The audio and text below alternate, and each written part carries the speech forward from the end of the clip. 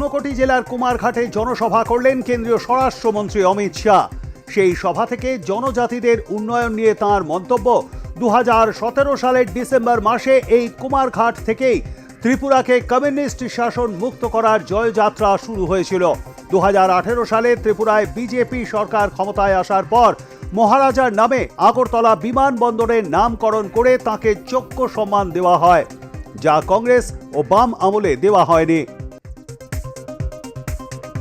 জনজাতিদের জন্য আগে 24,000 কোটি টাকা বরাদ্দ ছিল বাজেটে। প্রধানমন্ত্রী নরেন্দ্র মোদী আদিবাসীদের জন্য তা 1,25,000 কোটি টাকা পর্যন্ত করেছেন। কুমারঘাটের জনসভা থেকে মোদীর স্তুতি অমিত শাহ। বামেদের কটাক্ষ করে অমিত শাহ বলেন, তীব্রমাথা ভারত সরকার এবং ত্রিপুরা সরকারের মধ্যে যে ত্রিপাক্ষিক চুক্তি হয়েছে তা নিয়ে মিথ্যাচার করছে বামেরা। তিনি বলেন, ত্রিপুরা পূর্ব লোকসভা আসনে কৃতি সিং দেববর্মা ও ত্রিপুরা পশ্চিম লোকসভা আসনে বিপ্লব কুমার দেবকে ভোট দেওয়ার অর্থ প্রধানমন্ত্রী নরেন্দ্র মোদীকে ভোট দেওয়া। 85 ঊর্ধ্বদের পর এবার জরুরি পরিষেবার সঙ্গে যুক্তদের ভোট গ্রহণ হয়ে গেল ত্রিপুরা পশ্চিম আসনের বিভিন্ন মহকুমায়। সোমবার মোহনপুর বালিকা বিদ্যালয়ে পোস্টাল ব্যালটের মাধ্যমে ভোট গ্রহণ করা হয় জরুরি পরিষেবার সঙ্গে যুক্তদের। 22 জনে ভোট গ্রহণ করা হয় এদিন। এছাড়াও আগরতলা শিশু বিহার স্কুলে জরুরি পরিষেবার সঙ্গে যুক্ত 42 জনের ভোট গ্রহণ করা হয়।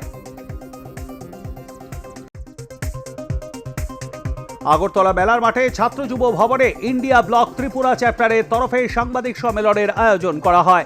সেখানে বিজেপির নির্বাচনী ইস্তাহারকে জুমলা বলে উল্লেখ করেন কংগ্রেসের বিধায়ক সুদীপ রায় বর্মন।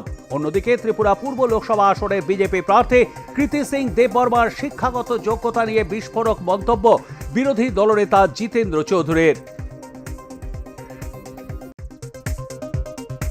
ভোট চাইতে ত্রিপুরার প্রাক্তন মুখ্যমন্ত্রী তথা সিপিআইএম পলিট ব্যুরোর সদস্য মানিক সরকারের দুয়ারে গেলেন রামনগর বিধানসভা কেন্দ্রের উপনির্বাচনে বিজেপির প্রার্থী তথা মেয়র দীপক মজুমদার।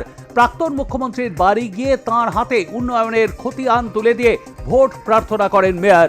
এরপর পর্যটন মন্ত্রী সুশান্ত চৌধুরীর বাড়িতে গিয়েও তাঁর কাছে ভোট প্রার্থনা করলেন মেয়র দীপক মজুমদার।